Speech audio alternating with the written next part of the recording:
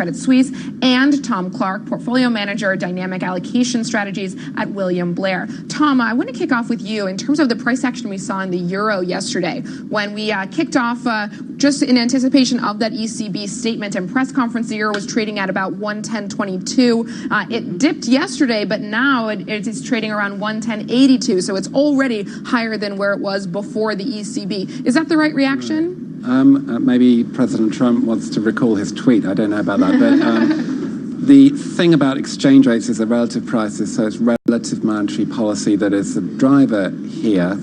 And they're both doing the same thing. The Fed and the ECB are both easing. The Fed has got more room. I was talking a few minutes ago about there's still more room for the ECB, but the Fed has more room to cut and may be minded to do more in the eyes of market expectations. So that's actually not a euro negative if we see another 25 basis points out the Fed further down the line, and who knows what after that. No, we also got some data in yesterday, right about the same time that the ECB meeting was going on out of the U.S., the inflation data. And there we saw that the core CPI surprised to the upside and reached the strongest pace of inflation since 2008. Now, of course, this isn't the Fed's primary indicator of inflation. They prefer the core PCI price index.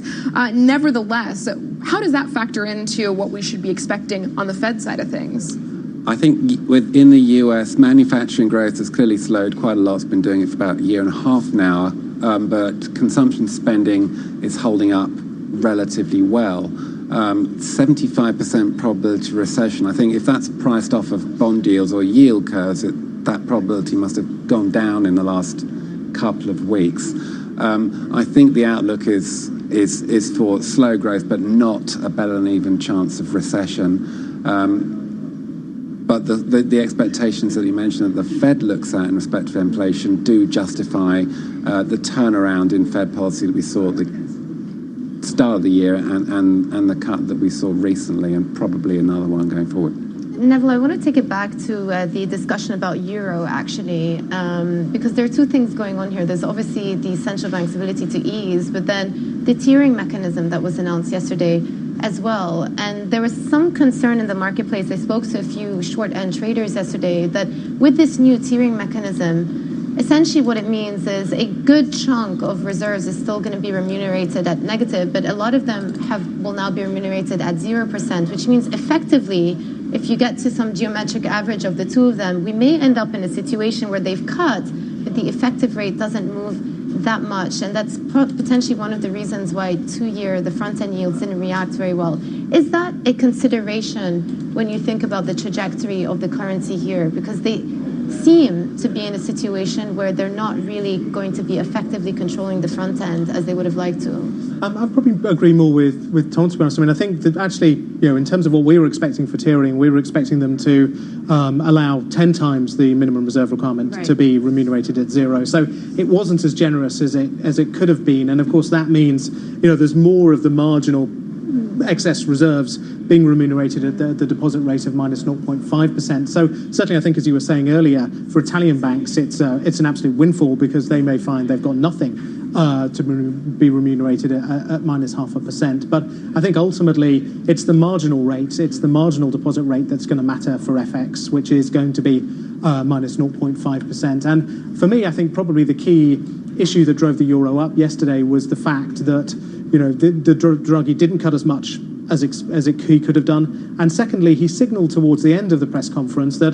the ECB really wasn't minded to cut any further. And given the market was pricing in at least another 1 or 2 rate cuts, I think it was that sort of repricing. And then, as Tom says, the fact that the Fed still has plenty of sort of clear blue water between itself and 0 means that ultimately, in terms of that rate differential, it's going to start to pivot more in favour of a stronger euro. And indeed, Tom, we saw duration sell off by the end of the session yesterday. How do you play European duration from here? Do you think we've seen the bottom in bond yields? Well, I mean, I don't think that the ECB was the only thing happening yesterday. I think markets were also reacting to the softening in trade rhetoric out of the US in respect to China, and that helped lift equities and didn't do great things for bonds. Most of Eurozone 10-year yields are below 0. The ECB is going to be buying assets that are doesn't make any money from, apart from the Greek and the Italian ones, which won't be very many.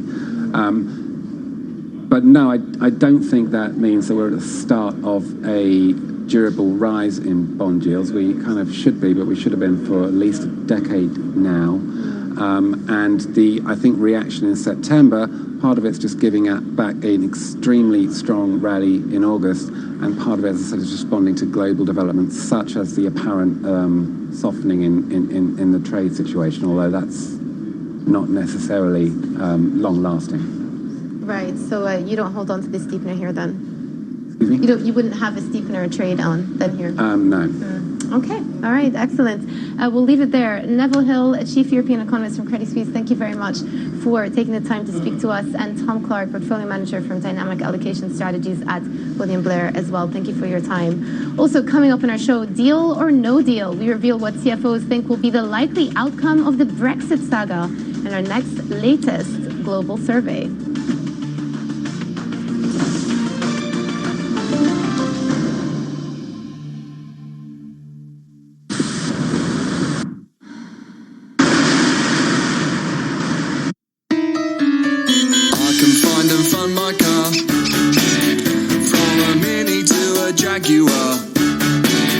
Car buying from findandfundmycar.com is the place where you can find quality used cars from trusted dealers rated by you, and where you can fund your car with finance to fit your budget. It's feel good car buying, all in one place.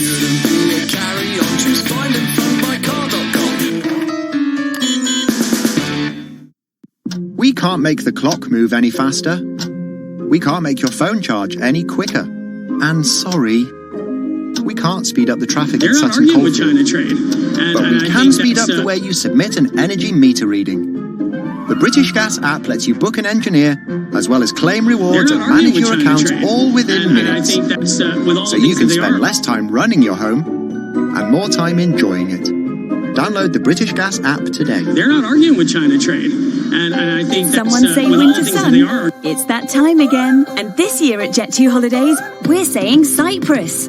On this incredible island, you get it all. A choice of 4- and 5-star hotels, amazing ancient ruins for culture-packed days out, hiking and cycling trails for active adventures, and plenty of blue flag beaches for soaking up that winter sun. Book Cyprus now with just a £60 deposit. Jet2 Holidays. Package holidays you can trust. APRA and ATOL protected, subject to availability and conditions. Did you know Carphone Warehouse does business? That's why we understand how hard it is to go from this to this. But when you switch to the Samsung Galaxy S10 smartphone with O2, you don't have to. It's packed with features to help you stay on track on the move. So, if you want to end your summer feeling like this, and not this, switch and save today with O2 and get the Samsung Galaxy S10 with 60 gigabytes of data for only £43 per month. Visit your nearest store or go online at business.carphonewarehouse.com/switch and save. You're in charge of hiring, and Indeed has solutions, like online skills tests, which let a candidate show that they are the right hire. And we give you this toy monkey, who will bang its cymbals when the right CV appears on your desktop. Okay, there is no monkey. There is no monkey. But there are online skills tests. See why more than 250,000 companies in the UK use Indeed for hiring. Visit Indeed.com/try today to try skills tests for free today. Terms and conditions apply. Make sure you're uni-ready with our huge range of practical essentials and home-from-home comforts, and get 10% off for a limited time. T's and C's and exclusions apply. Dunelm, the home of home. Welcome back to Street Signs. I'm Juliana Tattlebaum. And I'm Joanna Versace, and these are your headlines. European bank stocks rise after the ECB delivers a big stimulus package that includes a tiering system and better terms for cheap loans to help deal with negative rates. President Trump says he'd consider an interim trade agreement with China in another sign of thawing relations between the world's two biggest economies. Bond guru Jeffrey Gundlach says he sees a 75% chance of a recession before the next presidential election, while investors shift their attention to next week's Fed decision. And OPEC Plus calls for Lagarde members to fall into line on production cuts, while Russian Energy Minister Alexander Novak tells CNBC exclusively that Donald Trump's tweets have no impact on his price forecasts. We see that at the time of the statement, the price goes up or down, but after a while returns to where it was. Therefore, in my view, these are not fundamental factors. Fundamental factors do not lie in words, but actions.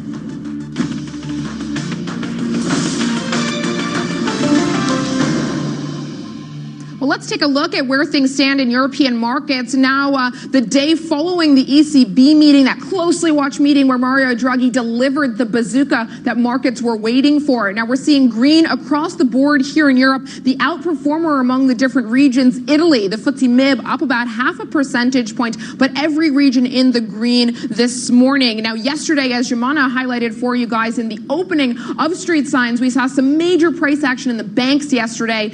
Initially, rallying on the news of all these stimulus measures from the ECB, then plunging in the middle of that ECB press conference, and now today bouncing back as they piece through what all of this means for the banking sector, in particular what the new announcement on tiering will mean in terms of mitigating the negative impact of low rates for longer. So that's the picture for equities. Let's take a look at FX. The euro, of course, are very important in reaction to the ECB, currently trading around 110.82. Now, just before the ECB kicked off yesterday, it was trading around 110.22. It dropped yesterday after the statement during the press conference, but obviously recovering now and up about 0.2% this morning. One other one just to highlight for you, the pound strengthening pretty significantly versus the dollar, up about 0.5 percentage point this morning, just under the 124 mark. So some pretty decent sized moves upwards in the pound. Let's take a look at U.S. futures. It was a strong day yesterday for Wall Street with all three major indices advancing, the Dow posting its 7th positive session in a row. All of that on the back of some softening trade rhetoric from President Trump. And now we're looking at more gains for Wall Street today. Good end to the week then, Juliana.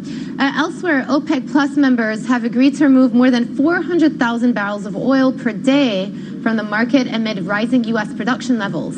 The cuts will come primarily from Iraq and Nigeria, two countries that have not fully complied with the output curve so far. Oil ministers will meet again in December to examine whether further action is required to stabilize oil markets. And let's just take a quick look at the oil complex this morning. We do have Brent and WTI trading a little bit softer. Brent is trading at around $60, about 0.5 percentage point weaker. WTI down about 0.4 percentage point as well. The worst performing sector amongst all sectors in the U.S. this year. So that energy still under a lot of pressure due to extra production as well as the geopolitical concerns as well on the trade war. All right, in an exclusive interview, Russia's energy minister Alexander Novak told CNBC a unified approach was needed to temper volatility. I hope there won't be a great amount, taking into account that the market is more or less stabilized and the OPEC Plus is implementing its decisions at the highest levels. What about President Trump? Because what we've seen in the last week is the U.S. president via tweet moving the oil price more than it was moved all summer long in spite of tanker attacks. How does the president factor into your planning? You know, we are looking at all the factors that one way or another affect the prices. But in particular for us, it's a balance between supply and demand. With regards to statements, we see that at the time of the statement, the price goes up or down, but after a while returns to where it was. Therefore, in my view, these are not fundamental factors. Fundamental factors do not lie in words, but actions. So the U.S. shale boom briefly catapulted the United States into becoming the world's top oil producer, ahead of Saudi Arabia, ahead of Russia. When you take a step back and look at this within a more historical context, the relationship that you had with your Khalifa al-Fala in terms of Saudi Arabia and Russia, it was a relationship no one would have ever dreamed possible in years prior. Do you see a similar relationship possible with the United States? Well, first of all, I'd like to say that sooner or later, any boom ends. And that's just a historic truth. Then we will see what happens with shale oil. It's fairly difficult to extract from the mineral deposits. With regards to my relationship with Mr. Al-Fali, I have greatly valued the time we have been working together as ministers. I consider him to be an exceptional professional in his area of expertise. He has done a great deal to establish collaboration and improve relations between our countries, between Saudi Arabia and Russia. And of course, a great deal has been done thanks to his efforts and the combined efforts of many countries to stabilize the market. With regards to the possibility of developing relations with the Minister of Energy for the United States, I am in contact with him. We are always ready to develop a dialogue on energy between our countries. But the ball isn't in our court. Why is that? Well,